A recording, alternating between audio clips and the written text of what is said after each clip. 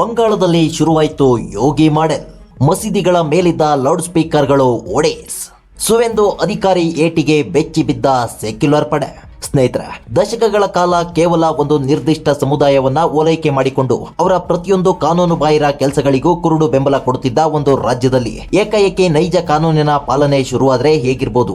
ಯಾರು ತಾವೇ ಕಾನೂನಿಗಿಂತ ದೊಡ್ಡವರು ಎಂದು ಬೆರೆಯುತ್ತಿದ್ರು ಅವರ ಅಹಂಕಾರವನ್ನ ಕೇವಲ ಒಂದೇ ಒಂದು ಆದೇಶದ ಮೂಲಕ ಮಣ್ಣು ಮುಕ್ಕಿಸಿದ್ರೆ ಆ ರಾಜ್ಯದ ಜನರ ನೆಮ್ಮದಿ ಎಷ್ಟೊಂದು ಹೆಚ್ಚಾಗಬಹುದು. ಹೌದು ವೀಕ್ಷಕರ, ಮಮತಾ ಬ್ಯಾನರ್ಜಿ ಅವರ ಭದ್ರಕೋಟೆಯಾಗಿದ್ದ ಪಶ್ಚಿಮ ಬಂಗಾಳದಲ್ಲಿ ನೂತನವಾಗಿ ಅಧಿಕಾರಕ್ಕೆ ಬಂದಿರುವ ಸುವೇಂದು ಅಧಿಕಾರಿ ನೇತೃತ್ವದ ಬಿಜೆಪಿ ಸರ್ಕಾರ ಇದೀಗ ಅಕ್ಷರಶಃ ಇಂತಹದ್ದೇ ಒಂದು ಬಾರಿ ದೊಡ್ಡ ಇತಿಹಾಸವನ್ನ ಸೃಷ್ಟಿಸಿದೆ ಎಂದ್ರೆ ನೀವು ನಂಬಲೇಬೇಕು. ಇಷ್ಟು ದಿನ ಪಶ್ಚಿಮ ಬಂಗಾಳದಲ್ಲಿ ಮಸೀದಿಗಳ ಮೇಲಿರುವ ಲೌಡ್ ಸ್ಪೀಕರ್ ಗಳನ್ನ ಕೆಳಗೆ ಇಳಿಸುವ ಸಾಹಸವನ್ನ ಯಾರು ಕೂಡ ಮಾಡಿರಲಿಲ್ಲ. ಆದ್ರೆ ಸುವೇಂದು ಅಧಿಕಾರಿ ಅವರ ಹೊಸ ಸರ್ಕಾರ ತನ್ನ ಮೊದಲ ಕ್ಯಾಬಿನೆಟ್ ಸಭೆಯಲ್ಲಿ ಸುಪ್ರೀಂ ಕೋರ್ಟ್ನ ಶಬ್ದ ಮಾಲಿನ್ಯ ನಿಯಂತ್ರಣ ಆದೇಶವನ್ನ ಕಟ್ಟುನಿಟ್ಟಾಗಿ ಜಾರಿಗೆ ತರುವ ಬೃಹತ್ ನಿರ್ಧಾರ ಕೈಗೊಂಡಿದೆ. ಪರಿಣಾಮವಾಗಿ ಬಂಗಾಳದ ಮೂಲೆ ಮೂಲೆಗಳಲ್ಲಿರುವ ಮಸೀದಿಗಳ ಮೇಲಿದ್ದ ದೊಡ್ಡ ದೊಡ್ಡ ಬೊಂಗಗಳನ್ನ ಅಂದರೆ ಲೌಡ್ ಸ್ಪೀಕರ್ ಗಳನ್ನ ಪೊಲೀಸರು ಮುಲಾಜಿಲ್ಲದೆ ಕೆಳಗಿಳಿಸುತ್ತಿದ್ದಾರೆ. ಈ ನೋಟವನ್ನು ನೋಡಿದ ಮುಸ್ಲಿಂ ವಲಯ ಮತ್ತು ನಕಲಿ ಜಾತ್ಯತೀತವಾದಿಗಳಿಗೆ ಅಕ್ಷರಶಃ ಎದೆ ಬಡಿತ ನಿಂತು ಹೋಗಿದೆ. ನಮ್ಮನ್ನೇ ಟಾರ್ಗೆಟ್ ಮಾಡಲಾಗುತ್ತಿದೆ ಎಂದು ಅವರು ಬೊಬ್ಬೆ ಹೊಡೆಯಲು ಶುರು ಮಾಡಿದ್ದಾರೆ. ಅಷ್ಟಕ್ಕೂ ಪಶ್ಚಿಮ ಬಂಗಾಳದಲ್ಲಿ ಏಕಾಏಕಿ ಈ ಲೌಡ್ ಸ್ಪೀಕರ್ ಆಪರೇಷನ್ ಶುರುವಾಗಲು ಕಾರಣವಾದ ಆ ಸುಪ್ರೀಂ ಕೋರ್ಟ್ನ ಆದೇಶದ ಅಸಲಿ ಸತ್ಯವೇನು? ಕೇವಲ ಮಸೀದಿಗಳನ್ನ ಮಾತ್ರ ಟಾರ್ಗೆಟ್ ಮಾಡಲಾಗುತ್ತಿದೆ ಎನ್ನುವ ಆರೋಪಕ್ಕೆ ಉಪಮುಖ್ಯಮಂತ್ರಿ ದಿಲೀಪ್ ಘೋಷ್ ಅವರು ಕೊಟ್ಟ ಆ ಖಡಕ್ ತಿರುಗೇಟು ಎಂತದ್ದು? ರಾತ್ರಿ 10 ಗಂಟೆಯಿಂದ ಬೆಳಿಗ್ಗೆ 6 ಗಂಟೆಯವರೆಗೆ ಯಾವುದೇ ಮೈಕ್ ಬಳಸಬಾರದು ಎನ್ನುವ ಕಾನೂನನ್ನ ಇಷ್ಟು ದಿನ ಬಂಗಾಳದಲ್ಲಿ ಮುಚ್ಚಿಟ್ಟಿದ್ದ ಕರಾಳ ಷಡ್ಯಂತ್ರ ಎಂತದ್ದು? ಆಸ್ಪತ್ರೆ ಮತ್ತು ಶಾಲೆಗಳ ಬಳಿ ಮೈಕ್ ಹಾಕಬಾರದು ಎಂದು ಹೇಳಿದ್ರೆ ಈ ನಕಲಿ ಜಾತ್ಯತೀತವಾದಿಗಳು ಇಷ್ಟೊಂದು ಉರಿದುಕೊಳ್ಳುತ್ತಿರುವುದಕ್ಕೆ? ಉತ್ತರ ಪ್ರದೇಶದ ಯೋಗಿ ಆದಿತ್ಯನಾಥ್ ಅವರ ಮಾಡೆಲ್ ಅನ್ನ ಬಂಗಾಳದಲ್ಲಿ ಜಾರಿಗೆ ತರುವ ಮೂಲಕ ಸುವೇಂದು ಅಧಿಕಾರಿ ಅವರು ಇಡೀ ದೇಶಕ್ಕೆ ಕೊಟ್ಟಿರುವ ಆ ಸ್ಪಷ್ಟ ಸಂದೇಶ ಎಂತದ್ದು?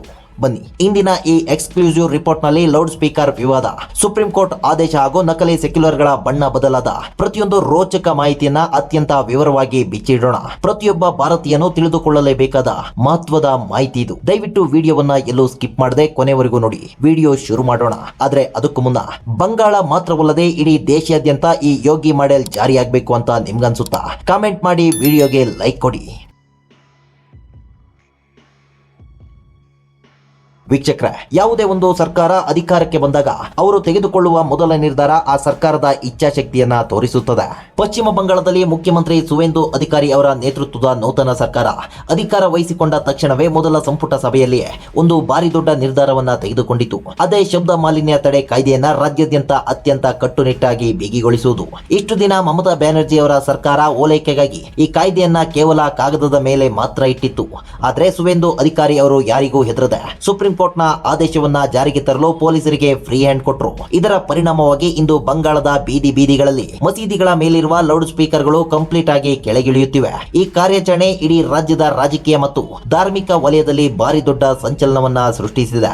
ಅಷ್ಟಕ್ಕೂ ಸುಪ್ರೀಂ ಕೋರ್ಟ್ನ ಆ ಐತಿಹಾಸಿಕ ಆದೇಶ ಏನು ಹೇಳುತ್ತದೆ ಎನ್ನುವುದನ್ನ ಪ್ರತಿಯೊಬ್ಬ ಭಾರತೀಯನು ಅರ್ಥ ಮಾಡಿಕೊಳ್ಳಲೇಬೇಕು. ವೀಕ್ಷಕರ, ಸುಪ್ರೀಂ ಕೋರ್ಟ್ ಅತ್ಯಂತ ಸ್ಪಷ್ಟವಾಗಿ ಹೇಳಿದೆ, ರಾತ್ರಿ 10 ಗಂಟೆಯಿಂದ ಬೆಳಿಗ್ಗೆ 6 ಗಂಟೆವರೆಗೆ ಸಾರ್ವಜನಿಕ ಸ್ಥಳಗಳಲ್ಲಿ ಯಾವುದೇ ರೀತಿಯ ಧ್ವನಿ ವರ್ಧಕಗಳು, ಸೌಂಡ್ ಸಿಸ್ಟಮ್ಗಳು ಅಥವಾ ಪಟಾಕಿಗಳನ್ನ ಬಳಸುವುದು ಸಂಪೂರ್ಣವಾಗಿ ನಿಷೇಧಿಸಲಾಗಿದೆ. ಹಗಲಿನಲ್ಲಿಯೂ ಕೂಡ ಡೆಸಿಬಲ್ ಲಿಮಿಟ್ ಅಂದ್ರೆ ಶಬ್ದದ ಮಿತಿಯನ್ನ ನಿಗದಿಪಡಿಸಲಾಗಿದೆ. ವಿಶೇಷ ಸಾಂಸ್ಕೃತಿಕ ಅಥವಾ ಹಬ್ಬದ ದಿನಗಳಲ್ಲಿ ವರ್ಷದಲ್ಲಿ ಗರಿಷ್ಠ 15 ದಿನಗಳ ಕಾಲ ಮಾತ್ರ ರಾತ್ರಿ 12 ಗಂಟೆಯವರೆಗೆ ಕಾನೂನನ್ನ ಸಡಿಲಿಕೆ ಮಾಡಲು ರಾಜ್ಯ ಸರ್ಕಾರಗಳಿಗೆ ಅವಕಾಶವಿದೆ. ಆದರೆ ಅದಕ್ಕೂ ಪೂರ್ವಾನುಮತಿ ಕಡ್ಡಾಯ. ಪ್ರತಿಯೊಬ್ಬ ನಾಗರಿಕನಿಗೂ ನೆಮ್ಮದಿಯಿಂದ ನಿದ್ದೆ ಮಾಡುವ ಹಕ್ಕಿದೆ.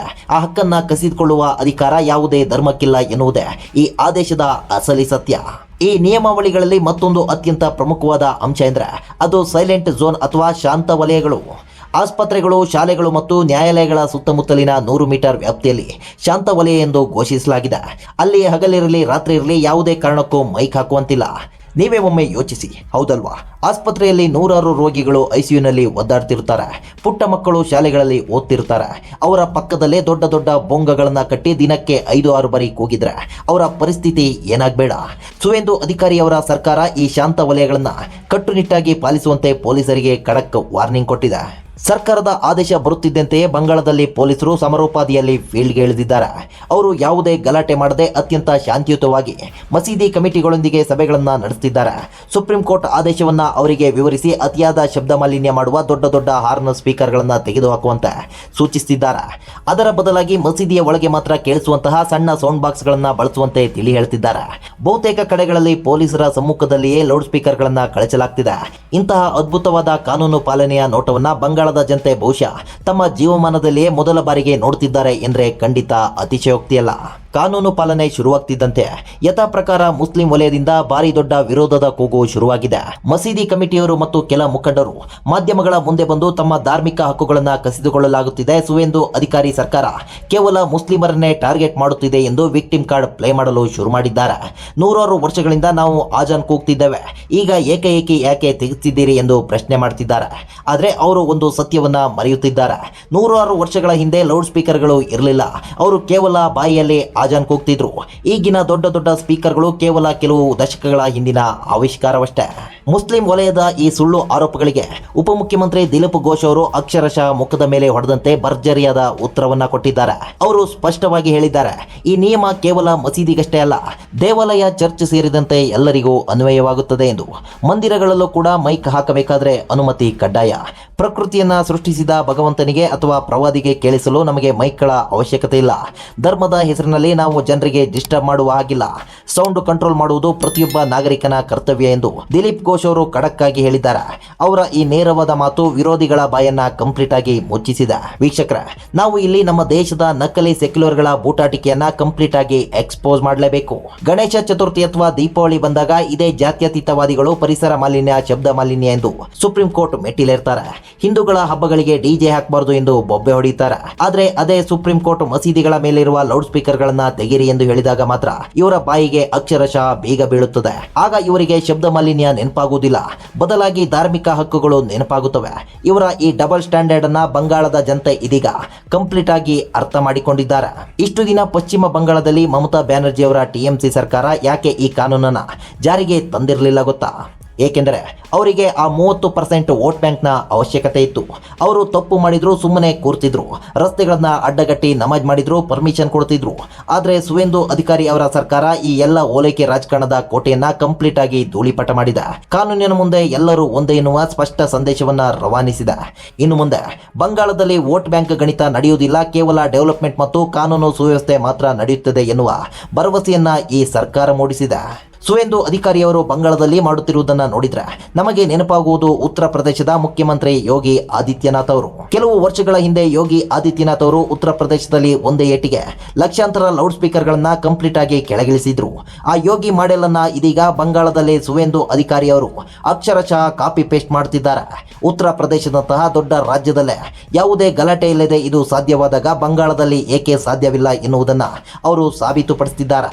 ಬಂಗಾಳದ ಈ ದಿಟ್ಟ ಹೆಜ್ಜೆ ದೇಶದ ಇತರ ರಾಜ್ಯಗಳಿಗೂ ಒಂದು ಭಾರಿ ದೊಡ್ಡ ಮಾದರಿಯಾಗಲಿದೆ ಎನ್ನುವುದು ರಾಜಕೀಯ ಪಂಡಿತರ ಸ್ಪಷ್ಟ ವಿಶ್ಲೇಷಣೆಯಾಗಿದೆ. ಒಟ್ಟಾರೆಯಾಗಿ ಈ ಇಡೀ ರಾಜಕೀಯ ಮತ್ತು ಕಾನೂನುಬದ್ಧ ವಿದ್ಯಮಾನವನ್ನ ಅವಲೋಕಿಸಿದಾಗ ನಮಗೆ ಅರ್ಥವಾಗುವ ಒಂದು ಕಟು ಸತ್ಯವೆಂದ್ರೆ, ಕಠಿಣ ನಿರ್ಧಾರಗಳನ್ನ ತೆಗೆದುಕೊಳ್ಳುವ ನಾಯಕರು ಇದ್ರೆ ಮಾತ್ರ ಸಮಾಜದಲ್ಲಿ ನೆಮ್ಮದಿಯಿಂದ ನೆಲೆಸಲು ಸಾಧ್ಯ ಎನ್ನುವುದು. ಇಂದು ಬಂಗಾಳದ ಸಾಮಾನ್ಯ ಜನತೆ, ವಿದ್ಯಾರ್ಥಿಗಳು ಮತ್ತು ರೋಗಿಗಳು ಅಕ್ಷರಶಃ ನೆಮ್ಮದಿಯ ಉಸಿರು ಬಿಡುತ್ತಿದ್ದಾರೆ. ಬೆಳಗಿನ ಜಾವ ನಿದ್ದೆಗೆಡಿಸುತ್ತಿದ್ದ ಆ ಕರ್ಕಶ ಶಬ್ದದಿಂದ ಅವರಿಗೆ ಮುಕ್ತಿ ಸಿಕ್ಕಿದೆ. ಸುಪ್ರೀಂ ಕೋರ್ಟ್ನ ಆದೇಶವನ್ನ ಜಾರಿಗೆ ತಂದ ಸುವೇಂದು ಅಧಿಕಾರಿಯ ಸರ್ಕಾರದ ಈ ಕಾರ್ಯ ನಿಜಕ್ಕೂ ಶ್ಲಾಘನೀಯ. ಕಾನೂನು ಪಾಲನೆಯೇ ನವಭಾರತದ ಅತಿದೊಡ್ಡ ಅಸ್ತ್ರ ಎನ್ನುವುದನ್ನ ಈ ಘಟನೆ ಇಡೀ ಜಗತ್ತಿಗೆ ಸಾರಿದೆ ಎನ್ನುವುದೇ ಸಮಸ್ತ ಭಾರತೀಯರ ಅತಿದೊಡ್ಡ ಹೆಮ್ಮೆಯ ವಿಚಾರವಾಗಿದೆ. ಬಂಗಾಳದಲ್ಲಿ ಲೌಡ್ ಸ್ಪೀಕರ್ಗಳ ತೆರವು ಕಾರ್ಯಾಚರಣೆ, ಸುಪ್ರೀಂ ಕೋರ್ಟ್ನ ಅಸಲಿ ಆದೇಶ ಮತ್ತು ನಕಲಿ ಜಾತ್ಯತೀತವಾದಿಗಳ ಬಣ್ಣ ಬಯಲಾದ ಈ ವಾಸ್ತವ ಚಿತ್ರಣವನ್ನ ಎಲ್ಲರಿಗೂ ತಲುಪುವ ಹಾಗೆ ಈ ವಿಡಿಯೋವನ್ನ ನಿಮ್ಮ ವಾಟ್ಸ್ಆಪ್, ಫೇಸ್ಬುಕ್ ಗ್ರೂಪ್ಗಳಲ್ಲಿ ಮರೆಯದೆ ಶೇರ್ ಮಾಡಿ. ಇದೇ ರೀತಿಯ ನಿಷ್ಪಕ್ಷಪಾತ, ತ್ವರಿತ ಮತ್ತು ಅತ್ಯಂತ ಡೀಟೇಲ್ಡ್ ವಿಡಿಯೋಗಾಗಿ ನಿಮ್ಮ ನೆಚ್ಚಿನ ಫಸ್ಟ್ ಟ್ಯೂಬ್ ಯೂಟ್ಯೂಬ್ ಚಾನಲ್ ಅನ್ನ ಸಬ್ಸ್ಕ್ರೈಬ್ ಮಾಡಿಕೊಂಡು ಪಕ್ಕದಲ್ಲಿರುವ ಬೆಲ್ ಐಕಾನ್ ಅನ್ನ ಪ್ರೆಸ್ ಮಾಡಿ. ಇದರಿಂದ ನಾವು ಹಾಕುವ ಹೊಸ ವಿಡಿಯೋಗಳ ನೋಟಿಫಿಕೇಶನ್ ಮೊದಲು ನಿಮಗೆ ತಲುಪುತ್ತೆ. ಮತ್ತೊಂದು ಕುತೂಹಲಕಾರಿ ವಿಡಿಯೋದೊಂದಿಗೆ ನಿಮ್ಮನ್ನ ಭೇಟಿಯಾಗ್ತೀವಿ. ಅಲ್ಲಿಯವರೆಗೂ ಎಚ್ಚರದಿಂದಿರಿ, ದೇಶ ವಿದೇಶದ ಆಗುಹೋಗುಗಳನ್ನ ಗಮನಿಸ್ತಿರಿ. ಇದಾಗಿತ್ತು ಈ ಕ್ಷಣದ ವಿಶೇಷ. ನೋಡ್ತಾ ಇರಿ ಫಸ್ಟ್ ಟ್ಯೂಬ್ ಕನ್ನಡ. ಧನ್ಯವಾದ.